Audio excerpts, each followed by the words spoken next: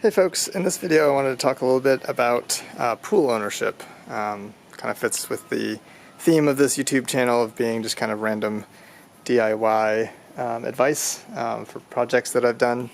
And we've had this pool now for about 3 years, and so I figured it was a good time to share some thoughts on pool ownership and some of the decisions we made in putting this particular pool in. So I'll start with just some topics that are more, or thoughts that are more relevant to folks who may be considering getting a pool and still kind of in the design and decision-making phase. And then I'll also spend a fair amount of time on probably the hardest part of pool ownership, which is water chemistry. And I'll go into some detail on the things I've learned there and what has been working for me as someone who does my own pool maintenance and doesn't have a pool service. So to start with, just talking about kind of the pool we have and why we went with the one we did. The first thing I'll point out is, as you may know or note, is it's rather small. This is a 10 by 20 foot fiberglass pool, and while I'm not saying that everyone needs to get this small of a pool, and you know, we do have a big enough yard, we could have gone bigger. For us, we're a family of 3, we don't entertain a whole lot, and so we wanted to optimize for a pool that fits our common use case and doesn't dominate the backyard too much. And this has fit the bill quite well.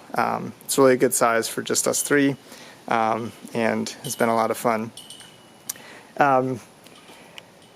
So I guess what I want to say about size really is that while this may be too small for larger families or people that entertain, I do think erring on the side of small is maybe a good idea when putting in a pool.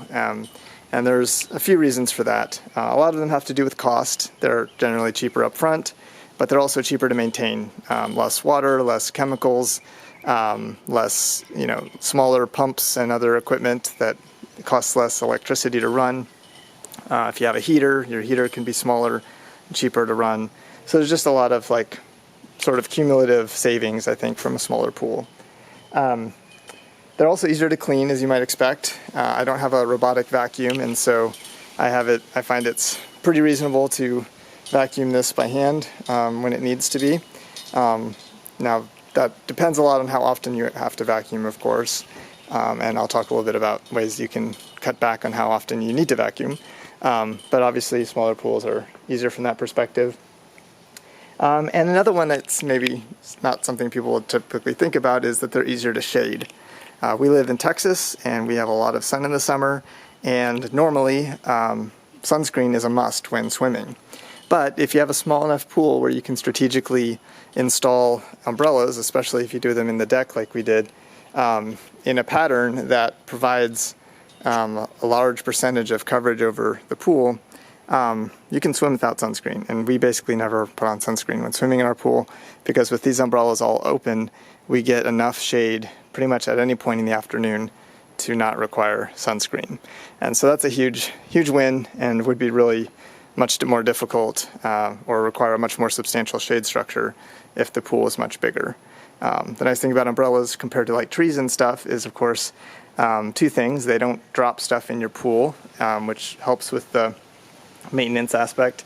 And they can also be closed on demand to let the sun warm the water. And so I really think umbrellas around your pool is a really good idea.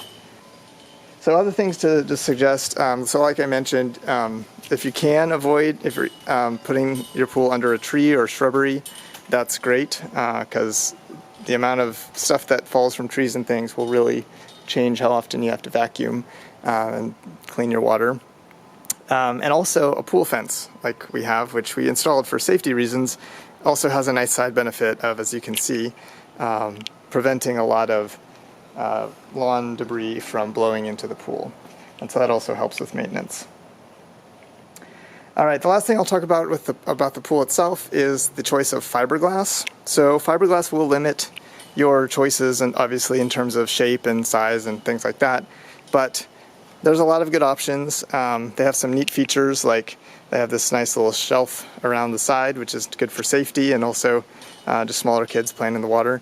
And in my opinion, they look really nice. You can get different colors. They make the water look really pretty. But they have practical advantages as well, owing to the material that they're made out of. So fiberglass is like an inert substance that isn't going to react with water or leach any material or chemicals into the water like concrete will. So fiberglass basically doesn't alter your pH over time or contribute to things like calcium buildup the way concrete can, which also reduces maintenance burden. The other nice thing about fiberglass is that it's a smooth surface, whereas concrete has a lot of sort of micro surface area for things to grow on. And so whereas a lot of folks say you need to brush the sides of your pool frequently, I think because this is a fiberglass pool, I find that I almost never need to brush the sides of my pool, which would be a significant time suck if I did. Basically, the only times I ever brush my pool is when I've fallen behind a bit on certain chemicals like chlorine, and I've got a little bit of algae buildup on the walls. I'll do a quick brush, make sure the chemicals are corrected, and typically don't have to brush again for a long time. So that's all, I think, pretty nice benefits of a fiberglass pool. They're also can be cheaper and faster to install. All right, so let's talk about pool chemistry, which is by far the most challenging or steepest learning curve when it comes to pool ownership. So pool chemistry is looks really complicated because you've got all these different things that you might need to add at different times to your water. You need to do testing, you need to keep an eye on things. But before you get too overwhelmed and just go call pool service, I do want to just kind of mention a few things. First of all, once you kind of get the hang of it, it's really not as bad as it looks. And there's only a handful of chemicals that you're really going to be adding very often. Some of them you might just want to have on hand for when you have a problem, but don't need to be using on a regular basis. And testing, I find, is really only something you need to do on a regular, like every few days in the middle of the summer when you're actually using the pool. During the off season, when you're not using the pool, you really don't have to test very often. You just kind of want to make sure your pH is reasonable and you're not getting algae, but you don't have to be nearly as concerned about, I think, chlorine levels, etc., if nobody's actually in the pool. So it's not as bad as it looks. The other thing I'll mention is that a pool service is probably not going to be as conservative with the use of chemicals, and I think that's kind of a good thing to be conservative about it. One thing to just note is that there's a lot of these chemicals that have certain ingredients that don't dissipate on their own. They will basically stay in the water forever, except via, basically a water change or a drain where you actually literally change the water. And so you do want to be a little bit slow to add things and be aware of some of the maybe unintended consequences of certain chemicals over time building up in the water. And I think pool services are generally probably not going to be as concerned about that as you might be.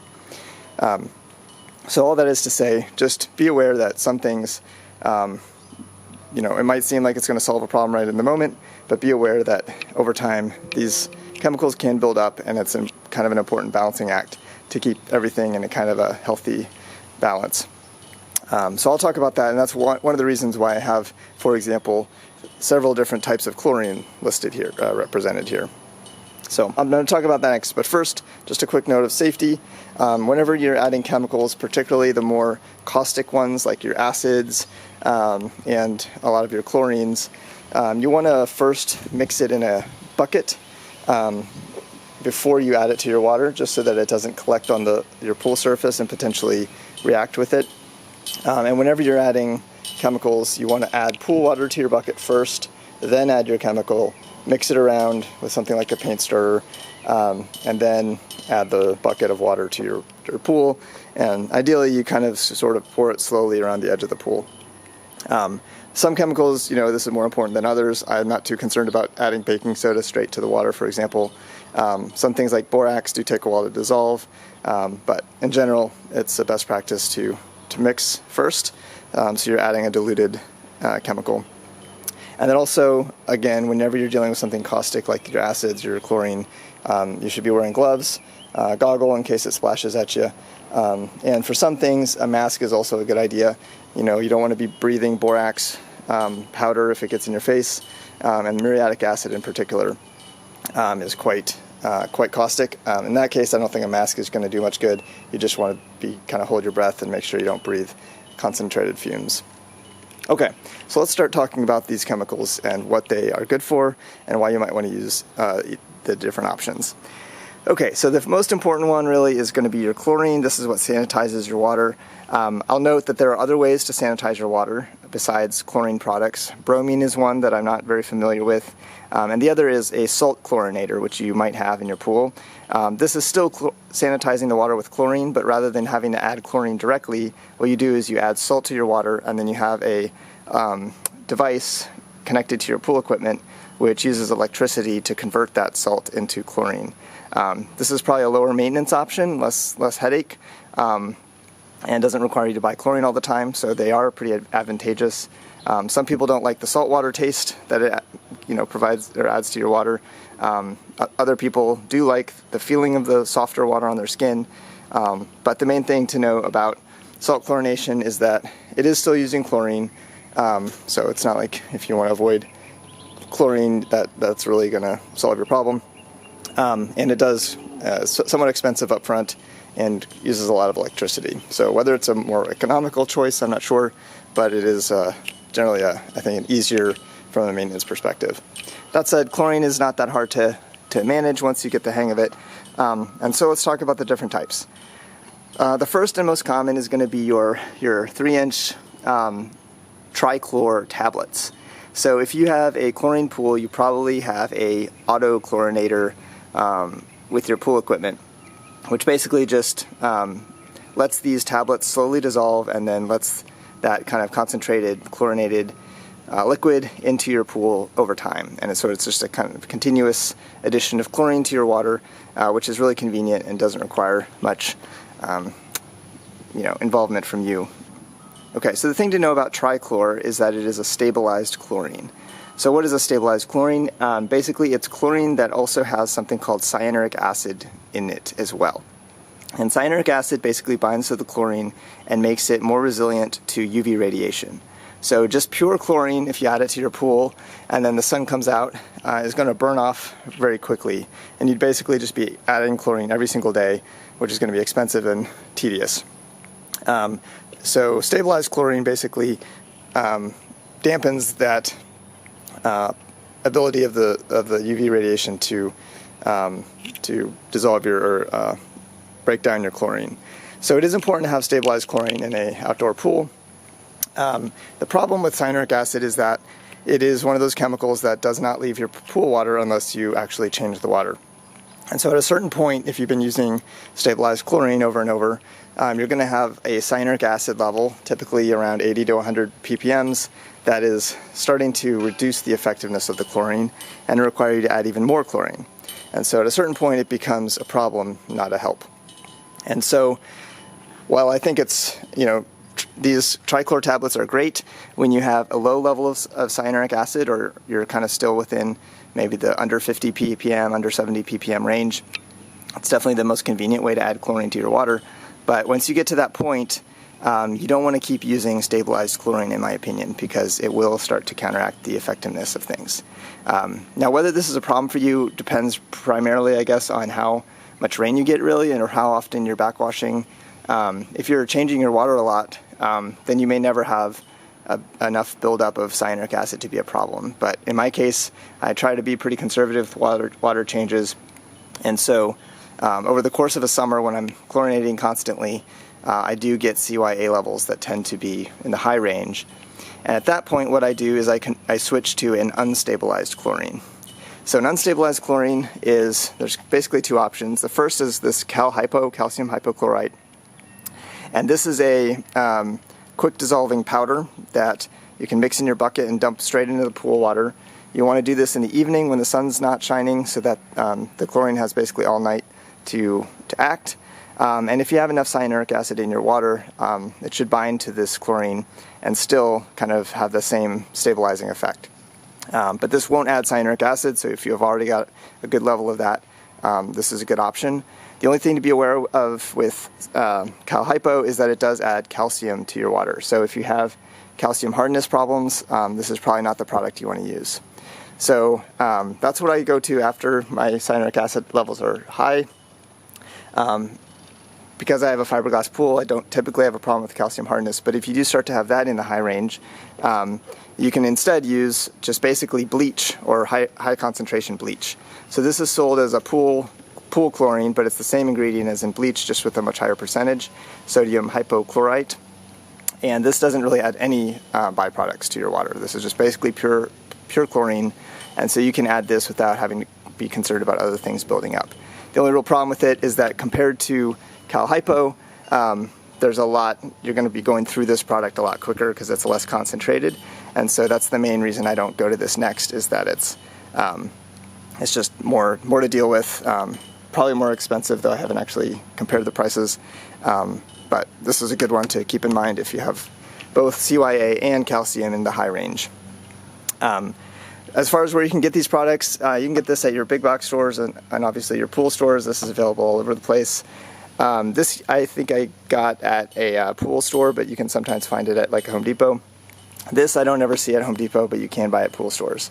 All right, there's one more product we should talk about, which is this Pool Shock pouches, which you'll see. So shocking your pool is really something you need to do if you have like a big algae bloom, or if you had maybe a big rainfall and your chlorine levels are low and you want to bring them up quickly, or maybe you had a lot of people over and you're concerned about like urination or something in the water.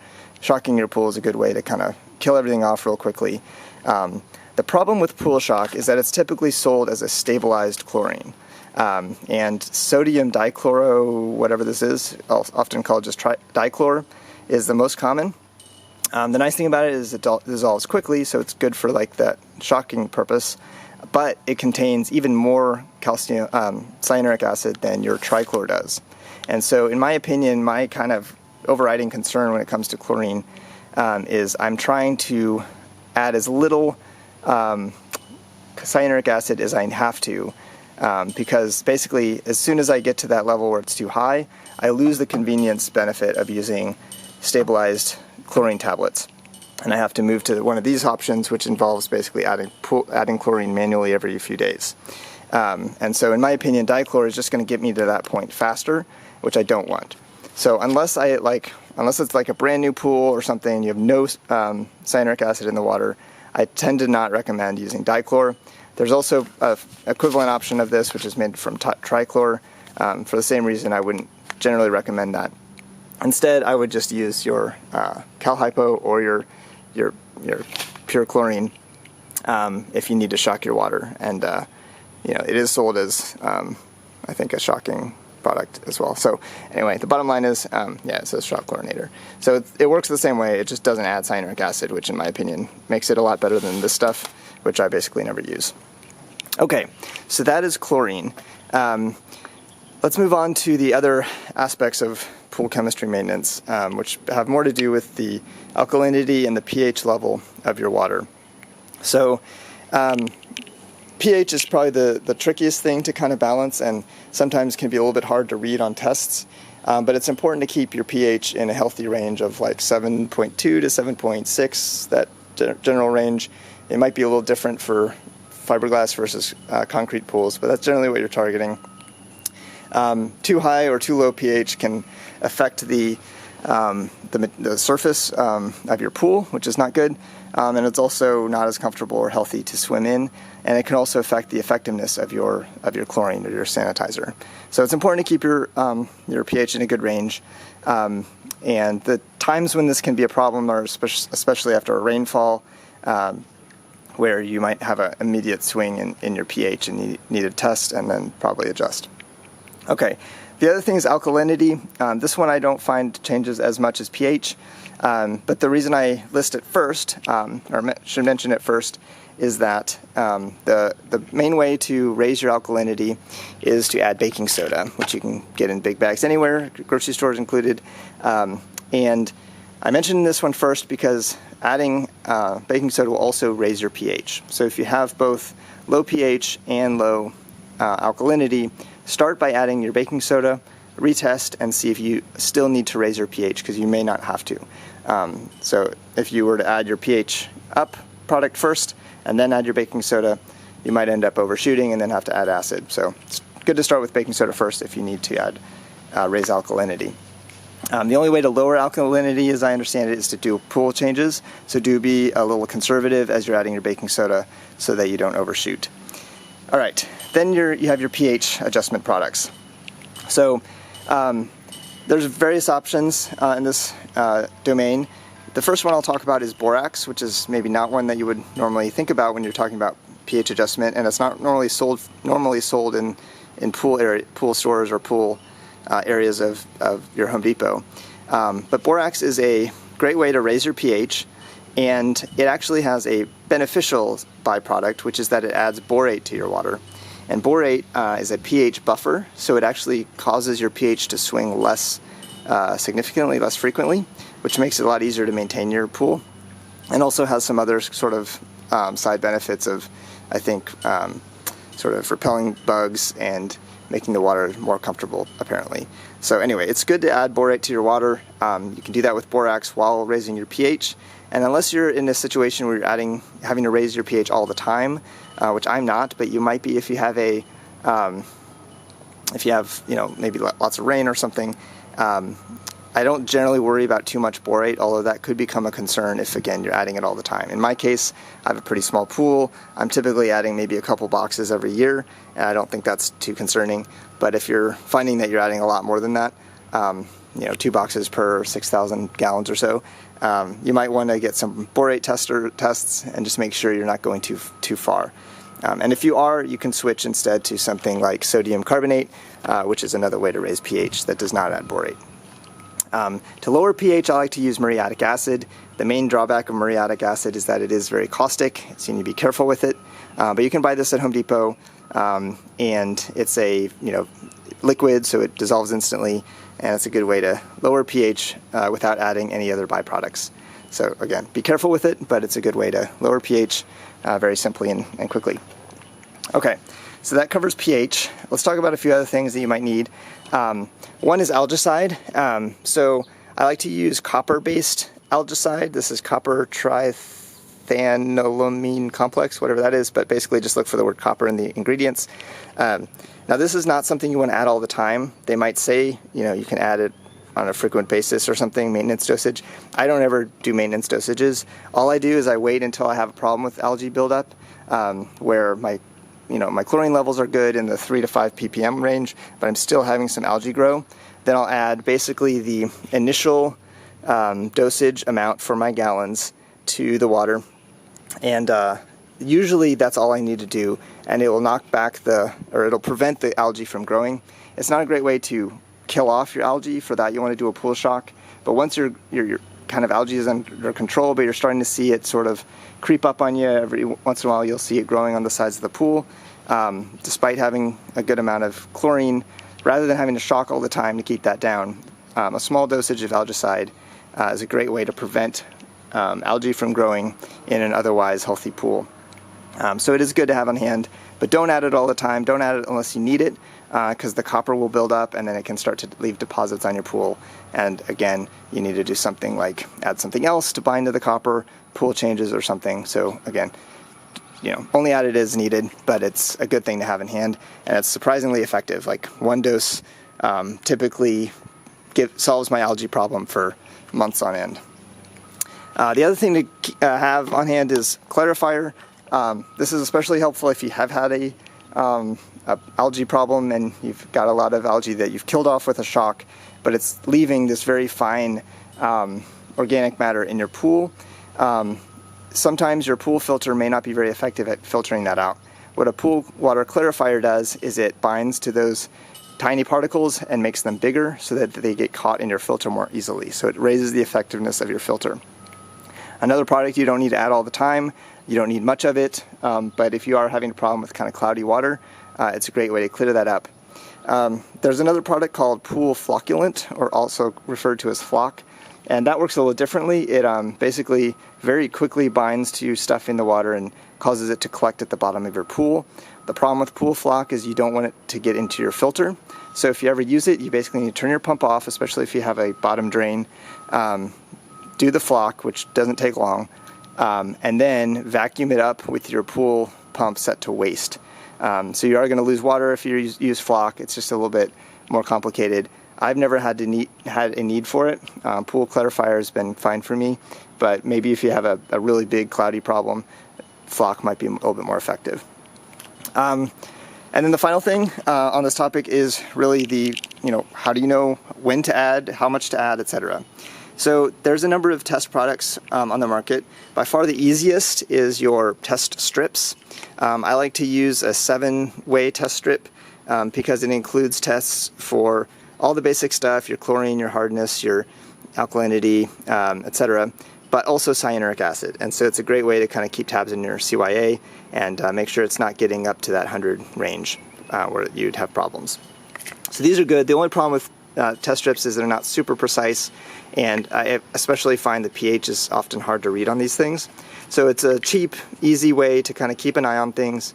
If you're testing multiple times a week during the summer, most of the time I'm using a pool test strip just to keep tabs on mainly chlorine, but other stuff too. But if you maybe had a big rainfall, or it's the beginning of the season, you want to make sure you're starting off with a really ideal pH.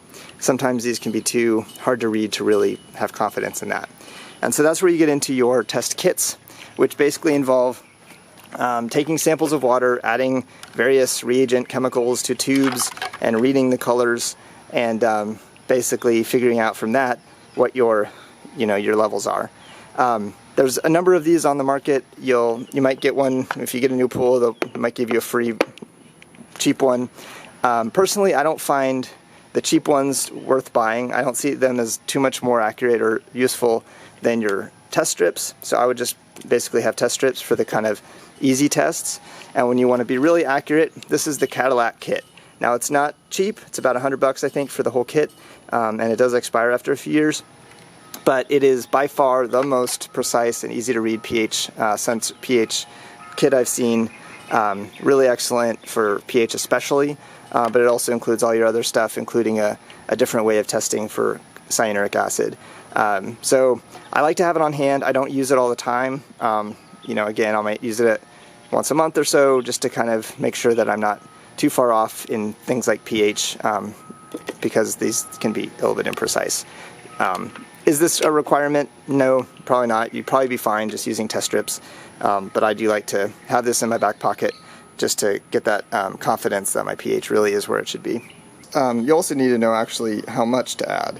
Now some of the pool test strips, or test kits rather, will have a way to tell you kind of how much you need to add to raise or lower pH, but generally speaking, I don't ever do that. I just use an app for this. So the app I like to use is called Pool Calculator. I think it's $5 for the unlocked version. They also have a website that you can use instead. But basically you enter the details of your pool, particularly the volume, and then what you'll do is you will go into here, and when you do your tests with strips or kits, you'll go into the various categories, you'll make sure your goal is set correctly, and then you'll enter the amount that you read. And it will tell you, and you can tell it what kind of chemicals you want to use to raise or lower your levels. It'll tell you how much by volume, how much by weight of whatever product to use. So it's a really great way to do that. Again, you can choose from a variety of different products for, in this case, changing your chlorine level, and then it will tell you the appropriate amount of that product to add. So this is a really great app to have, and again, it does it for all the different settings, pH, etc. Yeah, so there's a lot of apps out there. I'm not saying this is necessarily the best one, but it works for me. And it's just simple, straightforward, does the job. So definitely you're going to need an app to figure out how much quantity to add for things. Like I mentioned earlier, I would recommend maybe erring on the side of a little less than it calls for, because it's always easier to add more than it is to kind of counteract an overcorrection. All right, so I'll close with a few final tips. The first is about your pool chlorinator or auto feeder of chlorine if you have one of those. I have this kind of basic Hayward one that came with all my pool equipment. The pool installer put it in for me. Main issue I've had with it is that the O-rings inside will deteriorate and break, and then you'll find that it's really hard to close and it will leak a little bit. You can buy a set of O-rings on Amazon to replace them pretty cheaply, and you can also get these wrenches basically that will make it easier to unscrew and screw. So I think that's a good thing to just keep an eye on. If you notice that it's not screwing on easily, it's probably your O-ring. Buy some new ones, keep them on hand. Another quick tip, if you're the one putting in your pool and they give you the option of upgrading your pool light to something connected to a smart controller, that you can like pair with your smart home, Alexa, etc. That's fine. It is typically a pretty expensive upgrade, although relative to the cost of a pool, not that significant, I guess. But if you want to go the cheap route and you don't care about some of the other features that those controllers typically provide, like the ability to customize your light patterns and stuff, what you can do instead is just get the basic light, which often have some cool light patterns anyway, and instead just replace your pool, the switch for the pool light with a smart switch, which are typically, I don't know, $20-30, and connect that to your smart home, and now you have a way to remotely control and schedule your pool light without paying the extra for the sort of proprietary system from your pool installer. Another cool product I ran across that's been kind of helpful is this. It's called the Skimmy. It's basically a miniature pool skimming basket, and it's just a little bit more convenient to grab. Often I don't have the basket connected to my pool, my full-length pool pole, and this is just an easy way to grab little things out of the water without having to deal with the big one. It also has this little hook on the other side, which can be helpful to pull out your skimmer basket if you don't want to stick your hand into the muck. If you're in a place where you find that you have critters getting stuck in your pool and dying, which I've had happen with lizards and frogs, you can buy these little things. This is the Frog on a Log, or Frog Log. It's basically just a little floating platform that allows basically reptiles like frogs and lizards to escape your pool. It might also encourage them to enter your pool, so something to keep in mind, but it has seemed to reduce the amount of dead animals I've caught in my pool, which is great. And I don't think it really increases the odds of snakes entering your pool, because I'm not sure that they would be able to navigate it, but anyway, so something to maybe keep in mind if you find that you're getting dead critters in your water. I also use a solar cover for my pool. Solar covers are a good way to economically raise the temperature of your water during the early and late season without the use of an energy-intensive pool heater. They're basically just a rolled up piece of plastic with a lot of bubbles. It looks like bubble wrap, but it's heavier duty. And you stick it on your pool, and it basically prevents your water from cooling off in the evening by limiting evaporation, and it also concentrates sunlight during the day in the water, also raising the temperature. It can be good for up to 10 degrees of increased temperature, which can be pretty noticeable. It's a bit of a tedious thing to put on and off, but you can buy these reels for them and covers as well to protect them in the sun, which makes it a fair bit easier to add and remove. The nice thing about the cover is that I've noticed that the wrapped up semi-translucent plastic really concentrates the sun and can get very, very hot inside, and so this is a good way to reduce that effect. They, in my experience, last maybe 2-3, if you're lucky, seasons before they deteriorate. So what I did, since I have a small pool, is I bought a sheet that was 4 times the size of my pool, and I cut it up into 4 pieces, and so I basically should have about 8 years or so of pool covers for the price of one large one. So again, kind of a pain to deal with, but can be helpful if you don't have a pool heater and you want to add some weeks to your pool season. So chances are, if you've got a backyard pool and you enjoy swimming, you've wanted to turn it into a form of exercise. But your backyard pool may be too small to do any serious lap swimming. And maybe you've looked into something called an endless pool, which is basically like a swim spa converter kit that you can turn your pool into basically a water treadmill where it pushes water at you so you can swim in one place. Those things cost about $10,000 last I checked. I found this on Amazon. It's a swim tether. It's basically a bungee cord that you can wrap around something like this umbrella if you have some secure thing in the middle of your pool deck. And it has this padded strap that you put around your waist, and you just swim against it. And while it's not 100% the same sensation as swimming through water, because you're not moving through water, it's, I would say, 90%. And you can still get a great workout. You can turn your small pool into an exercise equipment for about $30. And yeah, I don't see any reason to go any fancier than this to get some exercise in your backyard pool. And that's it for my pool tips. Hope that was helpful. Thanks for watching.